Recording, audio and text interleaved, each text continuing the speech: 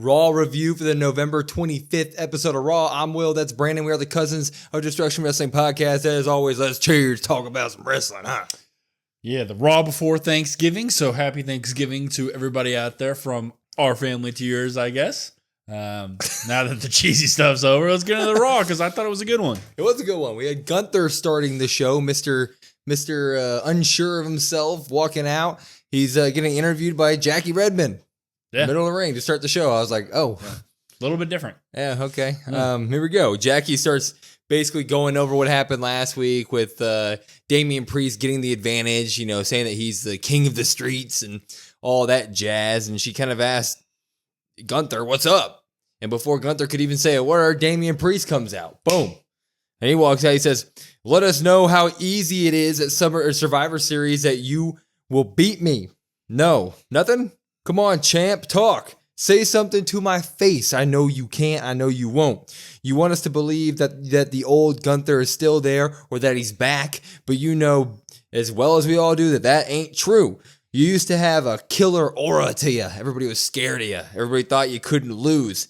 But ever since you got that belt, the pressure changed you. I know why you can't act right. You never had to deal with a problem like me. I was like, he's already beat you once, though. Yeah. Whatever. And then he was just, you're about to say, oh, and then you go ahead. But I was like, oh, you just tore this man down. Yeah. He goes, I'm taking that belt off you at Survivor Series. What happens to you after you lose, Gunther? What happens after you lose? Talk away. This is your allotted time. This is your interview. So you answered that question for me.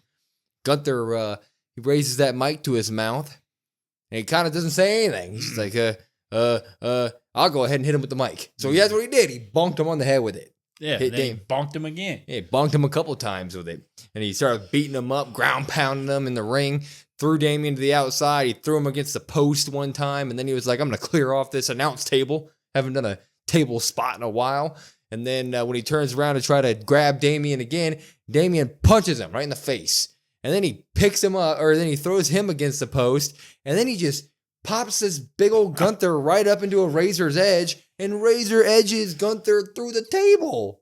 Like it was nothing. Like, he just popped this man right up. I was like, God damn. No struggle at all. No struggle at all. Damian Priest raises the belt on the go-home show to Survivor Series, throws it at Gunther. This is a weird way. This is a weird storytelling method going into Survivor Series. We have a overconfident Damian Priest who's been booked in the Terror Twins. He's been booked Super Damian for the past few months. And then we're on the other side, we have a Gunther who can't even speak, can't get the advantage on a sneak attack on Damian Priest 2 weeks in a row, getting thrown around, can't talk. I mean, this is interesting stuff. I got to give it a pop. Yeah, I'm going to give it a pop. Like you said, it's weird. Yeah. That's probably how I would describe it, because I don't remember a champion ever being so unsure of themselves. Yeah. We continue to kind of get that in Gunther's facial expressions, at least when he comes out and when he does take the mic from Jackie and he is about to say something to Damian.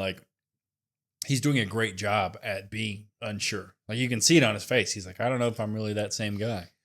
A little bit of me thinks that Gunther's bullshitting this and that we may get a Gunther squash match at Survivor Series and he just sets the tone right. We go this entire month-long build-up to Survivor Series of him just kind of being destroyed by Damian in all aspects of his game, and we think he's so off, and then he gets in the ring and he's just like, nah, I'm the ring general, I'm gonna beat the hell out of you. He just goes at him. Yeah, you saw it for a little bit there, at least when he does the sneak attack with the mic. You see it, there is that same Gunther, that kind of fiery, fieriness. Gunther. But yeah, it's weird.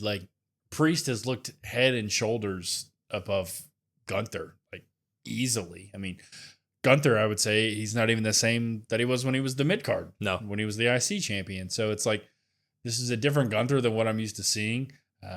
Maybe Gunther needs Giovanni Vinci back. Maybe that's what Gunther needs. Maybe that's the key. But it is weird. I don't know how else to describe it. I don't even know what else to think about it, because like you said, it's all pointing towards the match, and you've got that overconfident Priest and maybe that unsure Gunther, and maybe there is a time where Priest continues to kind of Hulk up, and Gunther probably doubts himself throughout the match. So they've done a really good job, to your credit, you said last week, of, well, can Damian win this? Like, they make it look like Damian can really get a good chance here. And I would say, like, if you're just taking it based off what you see on TV, like, there's no chance Gunther gets this back. This is not the same Gunther. And that's exactly what they want you to believe. Mm-hmm. Gunther. Anyway, we go backstage. Team Bianca, Team Rhea, they're arguing. Jade, obviously, she's injured. She's out. If you can read, she has a real life injury that I don't think they've disclosed yet, but the injuries that they said that she took from the attacking on SmackDown were hilarious. Like, it was like 10 things, like a ruptured spleen. Yeah, there's a lot. There's a lot. She got destroyed, basically. So she's out, and they're all sitting back there. It's Naomi, Io, and Bianca, and they're all talking about, well, hell, we need a fifth now. They're now the OG bloodline. The hell are we going to do here? Maybe they'll go after LA Knight. But Io comes over there and she's like, yo, Kyrie's sane. And I looked right at you and I said, there you go, Will. Yeah, I was You've been saying this for weeks. There we go. Makes perfect sense here. Uh-huh. But Bianca, like, right in front of her face is like, we already have one damage control member. I don't know if we need another. And I was like, oh, that's like, why didn't Io like take offense to that? Right. Whatever. Naomi's like, how about Bayley? I like Bayley. She's been helping me out a lot. I know that you and her have a past, but like, Bayley makes a lot of sense here. And Bianca's like, no, I don't like that either. Me and Bayley have a long past. I don't trust her. I don't want her. Mm-hmm. And then Miss Rhea Ripley shows up. This is my brutality in her Batman mask that she's rocking a lot here. And she goes, whoever we choose, just tell them to stay out of my way. I'm justice. She goes, whoever they are, just leave me, Liv Morgan. And that's when Bianca kind of steps up, and Bianca's like, oh yeah, some leader you are. Way to be a leader. And she's like, you know what? I don't even want to deal with this right now. All of you guys figure that out. I'm going to go get ready for my match against Nia tonight, because she is in a match later on with Nia for the, what's it called? Like the War Games. Advantage match. Mm-hmm. So only thing that we can get from this here is there's drama in Team Bianca and Rhea, which was very needed, because on paper that team looked absolutely stacked. Yeah. But it looks like there's going to be heavy tension between Rhea Ripley and Bianca Belair throughout this match. What do we think is going to happen there? Yeah, and they have a dope picture. The internet's kind of already seen it. They do go face to face. So that is really cool. Something everybody's kind of been wanting for a long time. As Will said, Jade is legitimately hurt, and the timeline seems to be 3 months. At minimum 3 months, 3 months to a year. So it's a long ways. Damn. So it's a really, really long time. You do have those, those kind of alpha dogs. You have Rhea and Bianca button heads a little bit. So we at least get to see that dysfunction, whereas Team Liv, Team Nia, they seem to all be kind of on the same page at least. So it was nice to see that. It was nice to see kind of the dysfunction. Everybody wants their kind of, Io wants her pick and Naomi wants her pick. So we're not really sure yet, as of this point in the night, who the fifth member is going to be. I mean, technically, as the night ended, we really don't have a fifth member at all. So we'll see. The only thing I did take away, though, from this was Naomi had a bright-ass jacket. Dude, her jacket was bright, and it took away from the moment. Like, I like Naomi, but Lord, turn your jacket off, bro. We're in the backstage. It's kind of dim back there. Yeah. If you have a bright-ass jacket, it's the only thing my eyes are going to go to. It was like a glow-up. It was like bustling with lights. I feel like in principle it was a really good idea, but I also feel like it was just like LED. She didn't put the Christmas lights on her house. She put them on her jacket. You know how they have those headlights that are super bright compared to all the other ones? That's what I felt like. I was like, good God. But yeah, Team Rhea, Team Bianca, they're a little bit I guess dysfunctional. Now. Which is actually needed because, like I said, those two teams looked completely out of balance at the beginning. So get some drama in there, make this interesting, and that's what we got. Yeah. But we move it on. Rey Mysterio and Dragon Lee were taking on Brutus and Julius Creed of the Alpha of American Made. Sorry, and you can do that every time. I do. And every time. Alpha Academy is not. It's not that far from American Made. Like when they have Chad Gable, it's not enough separation of a name. Alpha Babes. Yeah, they did have a shirt on that said Alpha Babes. But anyway, tornado tag action here in this match slapped in every aspect of it. We had Julius would come out and destroy Rey Mysterio early, and then the Creeds would tag team on Dragon Lee, and they would end up each grabbing one of them and throwing them into each other, Irish whipping them into each other. Big Sandwich them together. That's a straight 2K move if I've ever seen it, you know? Dragon Lee would pop Ray up into the West Coast pop. West Coast pop, sorry. And then Ray would follow it up with a springboard moonsault, go for a pin there on Brutus, but Julius would break that up. Julius would end up, Brutus and Dragon Lee were on the corner, and Brutus ended up leaning back for, a stomp. But Julius popped up, jumped over Brutus, and did a top rope superplex to Dragon Lee. Julius Creed is ridiculous. Yeah, and then he kipped up. And then Brutus is upside down laughing. Yeah. What in the hell am I watching? And then there was this spot where Brutus was on the apron and Julius was on the inside of the ring, and Dragon Lee would just sprint up, jump over the ropes with he pole vaulted and would do a Hurricane Rana off the apron to Brutus to the outside. And then Ray would go for a 619, but on Julius in the ring, but Julius would reverse it and just clothesline the hell out of Ray. I was like, this stuff is incredible, man. JBL-esque on that. JBL-esque, yeah. Julius would top rope 450 to Ray later in the match, but Lee would break the pin there. And then we'd have all the fun stuff. So Creeds would have, both Creeds would be up on the top rope, about to have Dragon Lee in a superplex position. They were going to do a double superplex to Dragon Lee, but Ray would come over and 619 their knees, in the rope. And that would make them all fall, obviously. But they would fall backwards into a stomp position, and Dragon Lee would double stomp both of them. And I was like, damn. Yeah, super creative stuff here. We would then have Ray going for the 619 on Julius, but Brutus would stop it. And when Brutus stopped it, Ray kind of jumped on Brutus, and they would end up sending Brutus not giving the ref a ref bump, but kind of trapping the ref in the corner of the ring.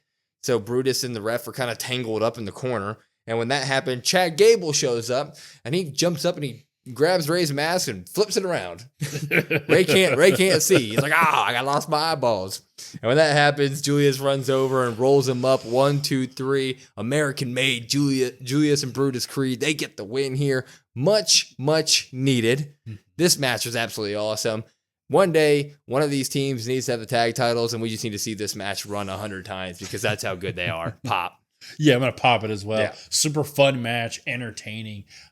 Julius, again, is the star of it. I mean, it's either him or Dragon Lee, right? You could have those two just go at it in a singles type forever. I'd sign me up for that. Creeds get the much-needed win here. Super creative finish with Chad Gable turning the mask around on Ray. I don't think I've ever seen that before. If I have, it's been years. Ray was like, yeah. Even after, he's reaching for it. He can't find it. Just great stuff here. And like you said, American Made needs that win. We've been asking what they're going to do with that. We might just keep getting tag matches with these two. That's fine by me. Yeah, I'm down. Not much else to say. LWO versus American Made. Sign me up every week. They kind of feel like the tag team equivalent of when Carmelo Hayes and Andrade were going after it. Man, just give me a best of 7 there because these guys are insane. We would jump backstage to the Judgment Day in their outhouse, or whatever they call it, their little area clubhouse backstage. Liv's worried about her team. She's worried about having to face Rhea and Bianca and that team because, I would be too. Yeah, that's fair. And before the stuff, R-Truth pops up. He's looking for Butch. Yeah. And then Finn's like, you need to leave now. Why are you here? Get out of here. And he's like, well, that's not very friendly. You're no longer invited to my Thanksgiving. Yeah, Thanksgiving's canceled. And then Carlito pops up and says, Thanksgiving's canceled. Right after that. You can have those two back and forth. Just give me that, I was like, okay, whatever. But Finn would get real serious here. And he'd say, the fun is over from here on out. Liv, you need to get the War Games advantage tonight. So you better have Nia focused on that. He goes, Dom, you couldn't stop Damien. And now he's in the world title scene. And I was like, what do you mean you couldn't stop Damien? With the Fatal 4-Way. The Fatal 4-Way, I know. But Dom technically did beat Damien Priest. Come on now. Technically, Adam Pearce is at fault because he shouldn't have been in that match anyway. Yeah, and then he's like, you also lost the War Raiders, but I'll look at this positively. You softened them up for us. You softened them up. So that's what family does. They soften our enemies up for each other. And he goes, teamwork is going to be the name of how we get through this weekend. Teamwork is how me and JD are going to keep our tag team titles tonight because the light has shined on us. We're getting a tag team title defense tonight on Raw. Thank the good lords. And teamwork is how Liv and Raquel are going to win their War Games match this weekend. And he goes, this is what he does. Finn goes, there are no leaders in the Judgment Day, but just remember, when we listen to Finn, we are a successful, happy family. And they all walk away. So it looks like Finn is going to try to take the leadership role here. He's trying to control the Judgment Day, and that may lead to a slippery slope of doom for them all, huh? I'm popping this. I like this. I'm just thinking of the dude. Never mind. That's off camera conversation with the AEW stuff from the weekend, the boom and doom and all that. That's just immediately where my mind went. I was like, God. Yeah, I got to pop this as well. We talk about Finn Balor being the leader. It almost seems as if at the end when he's just says like, there are no leaders, but when we listen to Finn, JD cuts him off and JD says, successful, happy family. And then Finn says that. So it almost seems like Finn's going to say something else.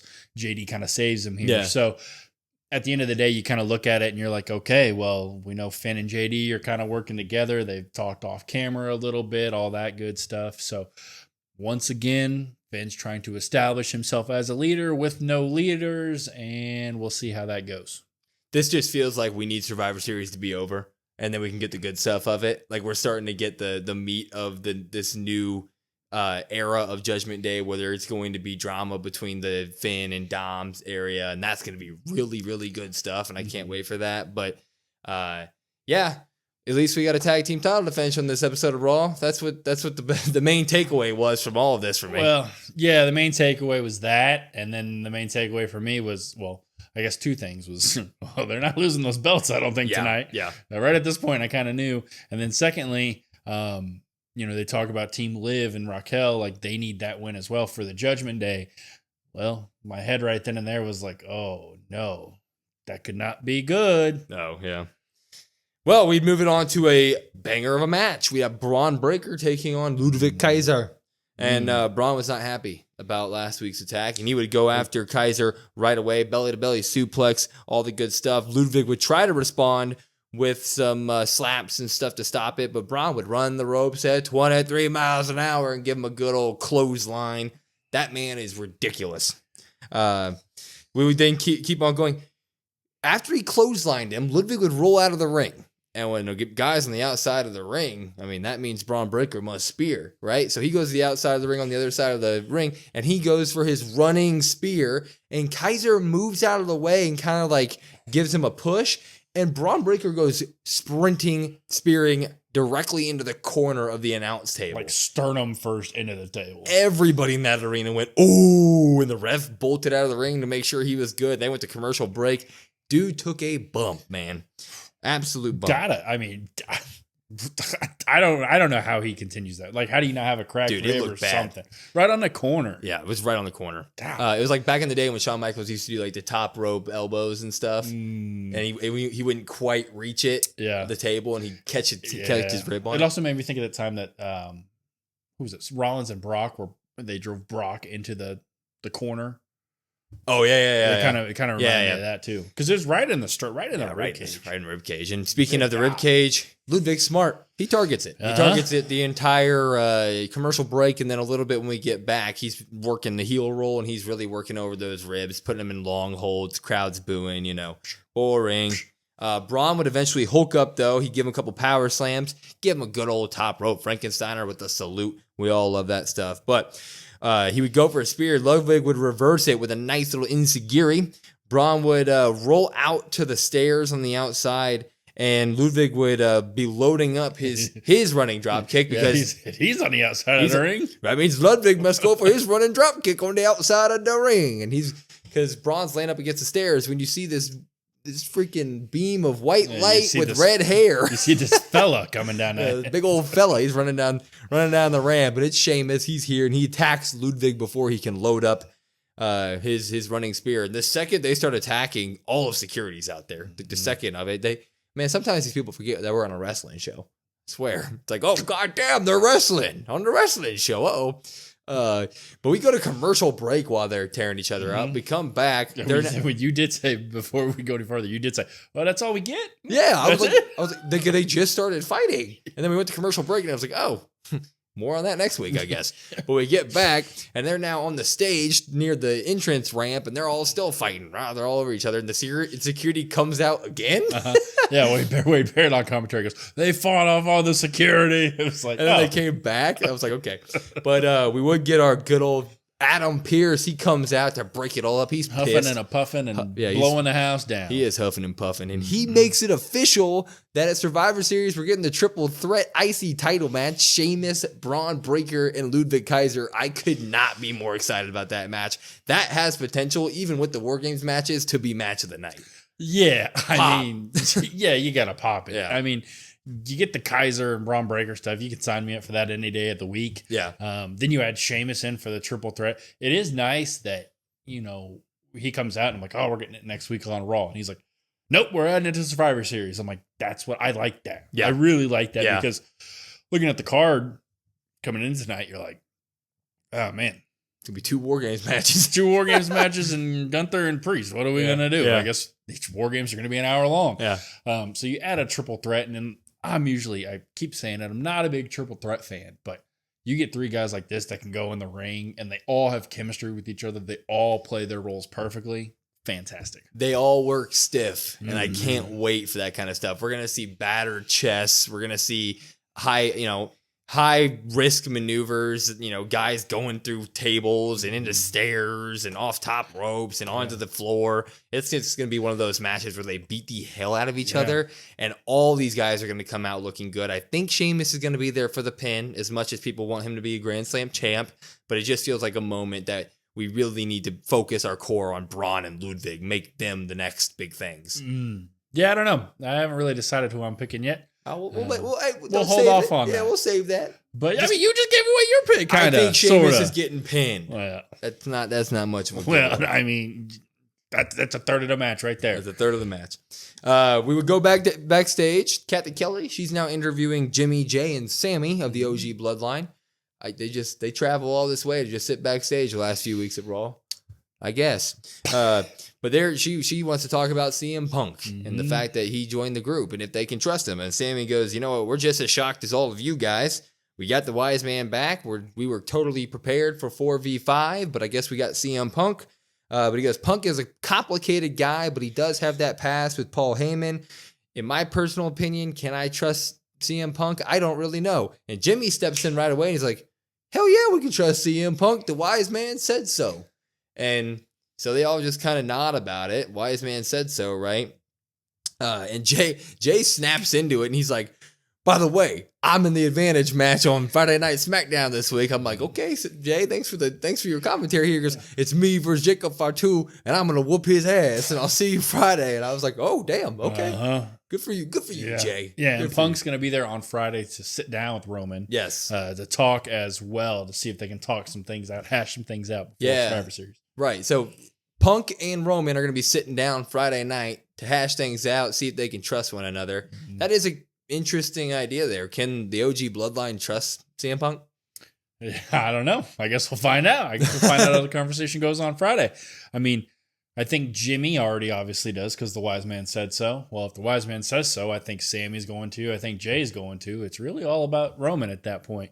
Some interesting thoughts as well in terms of after, Heyman comes back and returns and, he's dressed like Solo. He winks at Jimmy, which people have said, oh, was Jimmy the one that reached out to the wise man? And now you have Jimmy being overly supportive of the wise man. I don't remember Jimmy ever being that vocal to support the wise man. So I think that's something. I don't think that's nothing. I think that's something here. Yeah, in terms of trusting Punk, yes, because I don't think he has any motives, against the OG Bloodline. It's all about what they did to Paul Heyman, the Bloodline 2.0. But I think Roman's going to be jealous of Paul Heyman being CM Punk's wise man as well, right? Punk was a Heyman guy way before Roman was, and I think that's going to come into play here, and Roman's going to be like, no, you're my wise man. He's my wise man. He's not your wise man. It's not your job to protect the wise man. That's my job to protect the wise man. Mm-hmm. And that's the sort of back and forth we're going to have throughout that match. Yeah, I think in terms of, like you said, in terms of trusting, I think the 3 fall in line pretty easily in terms of trusting. There is going to be some sort of Roman continuing to maybe doubt himself or not be the same tribal chief or the the same aura that Roma kind of had, that confidence. Yep. That's going to not really be there, I think. So yeah, to your credit, I think there's going to be something that Roman can't get out of his own way, and that's kind of how that match goes a little bit. Anyway, we would get a tag team title defense. 2 defenses in 200 days. They're on that Logan Paul. 154. Whatever. And they're on that Logan Paul grind, it looks like. It's Finn and JD, Judgment Day, taking on the War Raiders here. I'm just saying, Wade Barrett said it on commentary. You want a long reign with titles, you don't defend them. That's what he said. There's Brock Lesnar method. Right away, Eric was pissed. I don't know why, but he was mad. He started the match, and he would clothesline Finn and JD to start. They'd fall out of the ring, or JD would fall out of the ring. Finn would stay in the ring, and Eric would come in, or Ivar would come in, and Eric would power slam Ivar on top of Finn Balor. That would cause Finn Balor to roll out of the ring. Then Eric would hop out on the apron and do a rolling senton to both of them on the outside of the ring. Yeah. Well, Eric's mad because they attacked his neck. Oh, you're right. So he's pissed. I thought he's just a War Raider. He's just too. mad. That too. War. War. That's all we get from them. It really is. War and then cool tag team moves. Yeah, they're just great. We would have a Judgment Day comeback during the middle, like the commercial break, then coming back after it. They're really working Eric here, going after his neck. We get a bunch of Judgment Day quick tags, good working there, a bunch of springboard, like somersaults. I don't even know what you'd call them. Just kind of rolling sentons kind of over the top rope. Yeah. And like, stomps. Yeah. It's like classic heel tag team maneuvers. Yeah. Let's call it that. They would eventually get a hot tag to Ivar though, and he would start slamming JD around. He'd do a crossbody, spinning kick to Finn, a bunch of corner splashes, all that type of fun jazz. He would do a pop-up power bomb to JD. They'd get a 1-2 on that before Finn Balor would break it up. Then the fun began. Dominic Mysterio and Carlito would come out. They'd run and get on the apron. When he got on the apron, Eric would come over and punch them both off the apron. Get rid of them. Get out of here. And Carlito spitting his apple. Yeah, he's spitting his apple when he got hit. They would do the War Raiders would do the War Machine, their finishing move to JD. And during the 1-2, Dom puts JD's foot on the rope. Ref sees it, starts to yell at Dirty Dom. Dirty Dom's like, I have never been a bad person in my life. I'm a model citizen. Why are you yelling at me? Ref kicks him out. And while that's happening, though, Ivar's on the opposite side on the second rope. Finn comes over there and pokes him in the eye and knocks him off the top rope. Yeah, I think he pulls him by his beard. And he hangs him on the top rope. Yeah, he does something dirty. He falls off. JD rolls him up. 1, 2, 3. Judgment Day. Finn Balor, JD. They successfully retain their tag team titles here. But this was a good job of the War Raiders looking great. And the outcome is more about what they're going to do with Finn Balor here, his role as being the leader. So you have to keep him, as much as we all wanted them to drop the titles, because come on now. But I really can't hate my wanting of, I can't have my wanting of them to drop the belts affect the fact that this was a really fun match. I'm popping it. Yeah. It's kind of unfortunate for the War Raiders. They take after the Las Vegas Raiders. Ain't that right, Peasy? They just lose, right? That's just all they do now, apparently. So I'm going to pop this, but it's a fun match. I'm going to pop it with the exception, little asterisk of, I don't think this is the only time they're getting title shot. Yeah. I think they're going to get another one. I think it's the way that the ref sees the foot, the way that the ref is kicking out Dom and Carlito. I think you're going to get another one, and I think that's where we get that. Yeah. Now, whenever that is, maybe Saturday night's main event, I just keep loading that card up in my head. We're just going to keep doing it.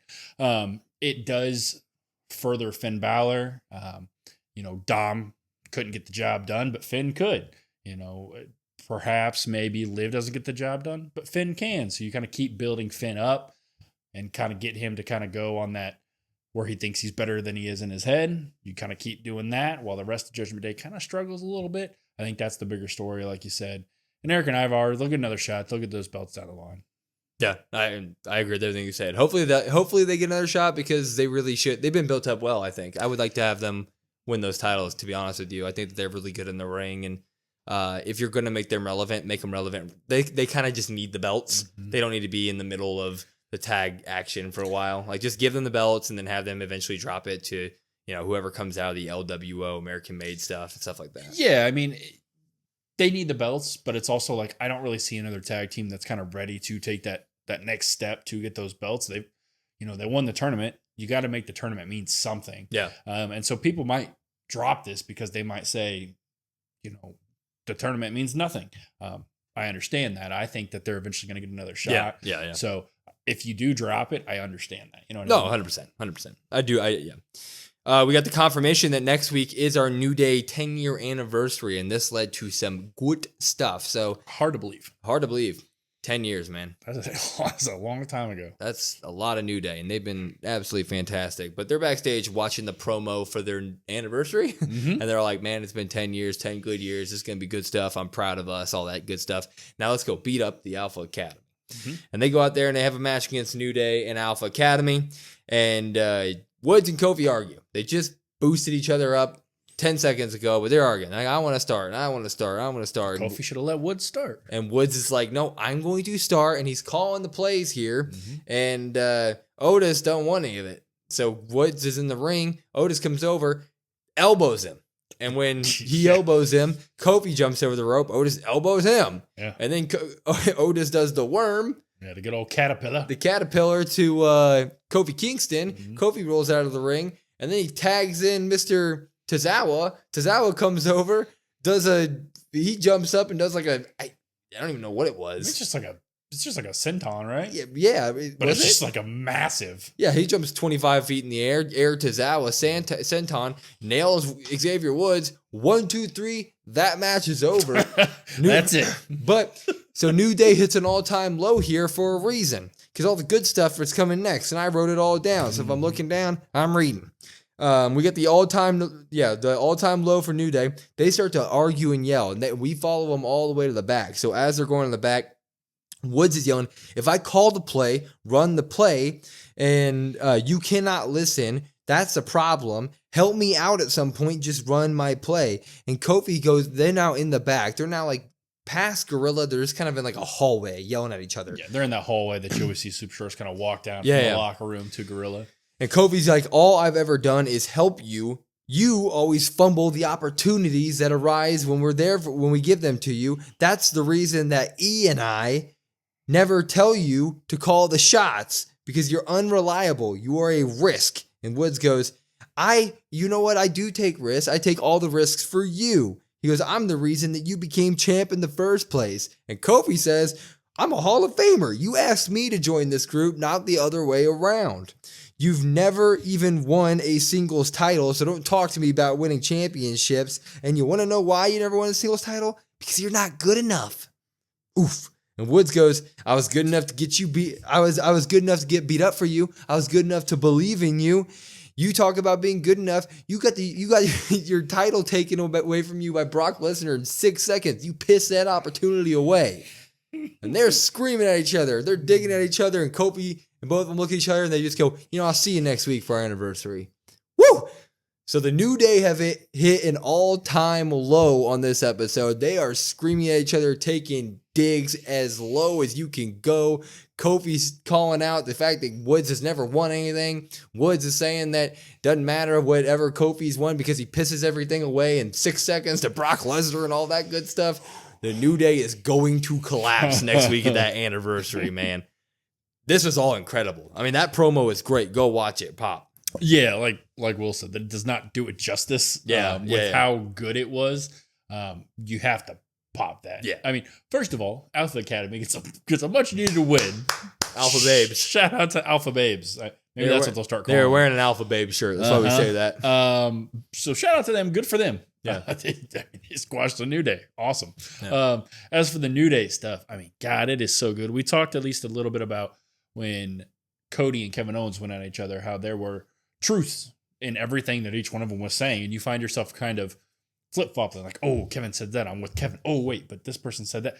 Same thing tonight. Like, oh, Kofi said that. Yeah, maybe Xavier's not good enough. And then Xavier's like, but you lost in 6 seconds. Like, oh yeah, you did do that. And it's like, oh, boom, boom, boom, boom, boom. I mean, everybody is Xavier saying his side of the story, Kofi saying his side of the story. Yeah. They can't see eye to eye, and they're at that breaking point, and it is so good. Man, I tell you what, that New Day breakup next week is going to, I might tear up a little bit, man. That's 10 years of some of the most, their entire point as a group was to be the most joyful, interactive tag team ever. They make everybody happy. And to see that go down the drain next week is going to be pure cinema. I'm going to be sitting there like, no. It's going to be so, especially when Big E's in the ring. Oh. And he wants everybody to hug, and then maybe somebody goes to hug, and then the other one attacks. What's this going to make Kofi choke on the booty-os?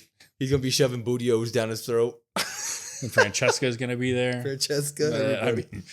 It's going to be so good. Yeah. I mean, that's like that segment, that back and forth, that was like the best part of the night for me. It was like, God, this is so good. And it hits so close to home, because everybody's been at that point before when you're at a breaking point and you're like, you know what? I don't care that we're best friends. I don't care that we're brothers. No. I'm going to say whatever I want to say. I'm going to say it. I don't care that you broke your arm.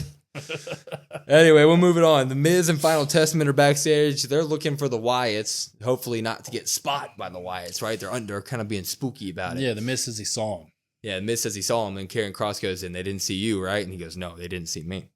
But they all want to go looking for the Wyatt Six. They meaning Miz, Kross, and the Final Testament. And AOP, all of them. I guess they're all the Final Testament? They're all the Final Testament, but they're just AOP. I know. But Scarlett stays behind. Yeah, Karrion Kross doesn't want to put Scarlett in danger, so he keeps her in the AOP clubhouse, whatever. But as they leave, she goes to do her lipstick because she needs more lipstick, and she looks in the mirror, and what do you see? Nikki Cross, the witch. And we come back from commercial break, and the Miz and all of them could not find the Wyatts, so they're on their way back, and they open the door. Room is destroyed. Scarlett is panicked, and Karrion Kross obviously goes over to his wife, picks her up. Who did this to you? Who did this to you? And she goes, Nikki Cross. And then it pans to the mirror, and the mirror says, in lipstick, it says, everyone has something to lose written on it. So more Wyatt Six stuff. But I'm gonna be kind of a Debbie Downer here. I'm gonna drop this. We need more Wyatt Six. We need more Wyatt Six present in the ring doing actual wrestling stuff. We're now months and months and months into this, and we're still getting like 10, 30-second Wyatt Six stuff, and I'm kind of personally over it. Yeah. So that's I'm fair. dropping it. I want to pot this one. I'm going to be the positive one today. That's fair. Just for the fact that when she looked in the mirror, I was like, Undertaker. Like kind of like the Nikki Cross Undertaker thing, how Undertaker always played those mirror games with like Orton and I guess Warrior to Hogan as well, things like that. So I like when they do that. That I'm cheesy like that. I always enjoy it. No, I mean I like that. I just want some more. Yeah, I get it. The only thing I will say is, we're kind of giving Scarlett some props in terms of her in-ring stuff. When Karrion Kross comes back and he's like, "Who did this to you?" and she's like, "It was Nikki Cross." Like it was so over the top for me. Come on, she had the lipstick going down her face. It was so over the top for me that I busted out laughing. Give her an Academy Award. I started losing it. I was like, okay, we could tone that down just a hair, but eventually, whenever I do think we will get more Wyatt stuff. We do need to your point, but it was nice. It was fine. Put somebody in front of a mirror and have some cheesy person behind them, sign me up. That's fair. Yeah. Anyway, we're moving on. Team Liv is all backstage, and they're all talking about how they now have the advantage kind of because it's 5v4. They know that Jade's not going to be there anymore. And Nia walks over and goes, "They're down, Jade. We've already won. And tonight I'm going to squash Bianca. So we're actually going to be going into this match 5 versus 3. Just wait." And I was like, good for you, Nia. Confidence is key. Mm-hmm. We then get a Team Solo promo. And promo's like, there's 5 days till War Game. You caught us off guard there, Roman. That was a good one. He kept saying that. That's a good one. He's like, let's give it to him. We didn't see that coming. Yeah, throws a one up. He goes, I'll throw a one up to you. That was one good one. But that's the only good one you're ever going to get. And he gets all mad. Like, damn, Solo. And he goes, this Friday, Jay versus Fatu for the advantage. I don't even care if we get the advantage. Because you could have 100 teammates and we would still have the advantage. I always will acknowledge our bloodline over yours. See you at War Games. Okay, we'll see you Friday night, Solo. Yeah. I like you. Yeah, I thought he made a good point how he's always going to have the advantage because he acknowledges his tribe, whereas Roman, as we've talked about before, hasn't really acknowledged anybody in his. So I thought that was a really clever point to kind of actually for them just to say that. Yeah. Yeah, loving it. We would get our main event, though, our War Games Advantage match. Nia taking on Bianca Belair. Nia would attack right away with corner splashes. She's big. Bianca would respond with some big boots. She'd get Nia out of the ring. And then she would try to dive, do like a cross body off the apron to Nia. And Nia would catch her, throw her off the ring post, throw her into the barricade, get the advantage there. Later in the match, though, Nia would go for like a corner spear. Bianca would move out of the way, and Nia would hit the post, and she'd fall out of the ring and go, ow! I always like that. Yeah, she's always good at doing that when she's near the camera. Yeah. And then she'd finally get her crossbody on the outside and take her out. But we go back into the ring. Nia would get a leg drop, 1-2 ooh there, drag Bianca over to the corner, go to the second rope, leg drop her up the second rope, 1-2 ooh as well. It's like, damn. Like I said live, if that was Hulk Hogan, that would have been 3. Yeah, that would have been 3.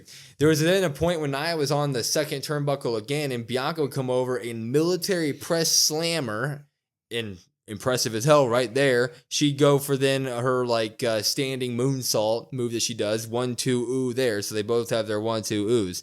Then we get a bunch of good stuff. Nia would Samoa drop her, take her to the outside, and then, she'd Samoa drop her, and then Bianca would reverse and annihilate her and suplex her off the second rope. And the turnbuckle would come off. When the turnbuckle came off, Nia would then splash her into the corner again, into the exposed turnbuckle. And that's what would happen when Bianca would actually roll to the outside of the ring, and all the fun drama would come out. Nia would Samoan drop Bianca to the top of the announce table. And, of course, we get the counts, 1, 2, 3. For some reason, it got restarted, the ref count. Yeah, Nia was going to go back out there, but I think Nia tells the ref, hey, I'm going to go back out there. And the ref's just like, oh, okay. And then she starts it again. It's like, oh, okay, well. She would then get Bianca. She'd go outside, throw her into the steel steps. And when she threw her into the steel steps, she thought, I win. I'm just going to have her get counted out. I've destroyed Bianca Belair. And she'd go to the inside of the ring and start taunting. She'd get up on the far side. Was that after the table, right? Yeah. So she did the Samoan drop on the table, got out of the ring, threw her into the steel steps, then went into the ring as far away as she could in the far corner, got on the second turnbuckle and started taunting. I win. The ref's looking at Bianca, counting 1, 2, 3. While that happens, Bayley runs out from the crowd. She's got tickets. And she runs over and she shoves Nia off the second turnbuckle. She kicks her leg out. She bam into the turnbuckle, exposed turnbuckle. Oh yeah, she kicked her leg out, hit the top turnbuckle, which was exposed. Bianca would then run in there, do a 450 off the top rope, clean as can be. 1, 2, 3. Bianca Belair gets the win over Nia Jax with the help of Bayley. This was a fun match, but the takeaway is Bayley the 5th member of Team Rhea and Team Bianca. Sorry. I think the main takeaway is Bayley didn't have tickets. I'm always going to laugh at that. Yeah. It's going to get me every time. They didn't really say, right? You have the stare down with Bayley and Bianca at the end there. Yeah. Presumably, SmackDown, we get it. SmackDown, we get some sort of conversation. SmackDown, we finally get the Bianca saying, hey, I know we've had our issues in the past, but you did help me get the advantage. You're friends with Naomi. Naomi really wants you here. So I want you to be the 5th member. That's what we assume is going to happen. Yep. So we'll get that. I think it more kind of just plays into the hand of, I think Bayley still was the one that attacked Jade. I get people were saying Bianca online. I don't want to get my hopes up. But Bayley, perfect person to slide in here, kind of what we thought when Jade got hurt. So I'll pop that. The match itself was kind of just like you said, it wasn't really it didn't really have that feel to like an end for Raw before a PLE. Yeah. It felt felt kind of flat. Yeah. I don't know if it was because there was no Liv interference or Tiffy or Candid, nobody from Team Nia.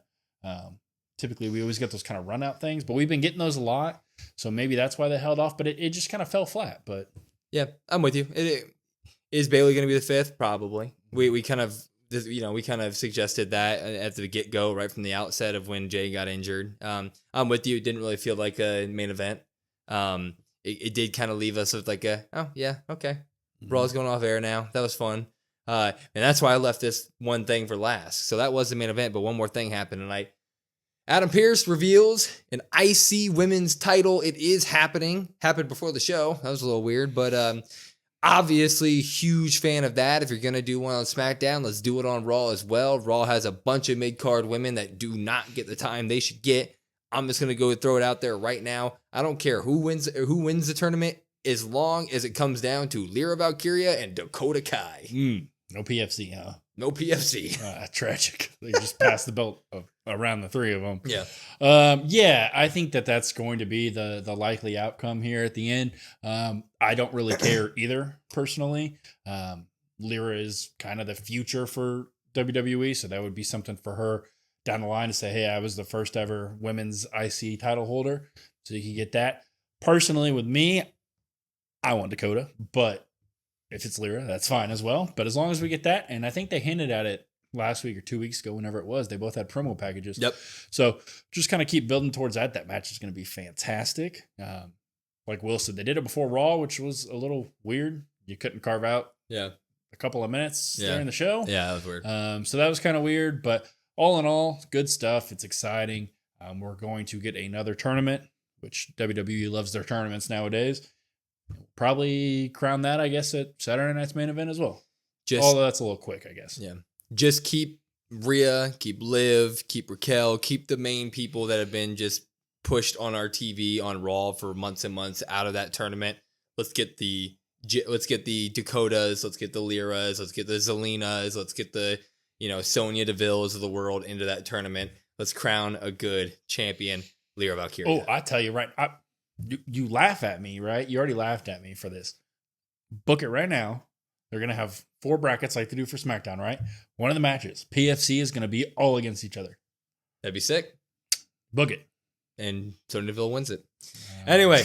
I don't really care who wins it. That's going to kind of suck, but like that's what they're going to do with one of the brackets. Yeah. Good episode of Raw here. We did give it 15 pops, 1 drop, 1 measly drop by me, but it had to be done. One man has to do it. Anyway, follow us on all of our socials at COD WrestlePod, COD WrestlePod. Listen to us wherever you get your podcasts at YouTube, Spotify, Apple, etc. If you want to come talk to us, comment on all of our stuff, like, subscribe, share it with others. And then we have a Discord. It's in our link tree in our bio along with all of our socials. So go ahead and join that. We'll have our Survivor Series review out Thursday this week. We got a what if, a lot of fun stuff coming this week. Huh? Survivor Series preview. Did I say review? Mm-hmm. Predictions. Yeah, we're going to review it before it even airs. Words are hard. That's how good we are. Anyway, till next time, I'm Will. That's Brandon. We are the Cousins of Destruction Wrestling Podcast. We will see you next time.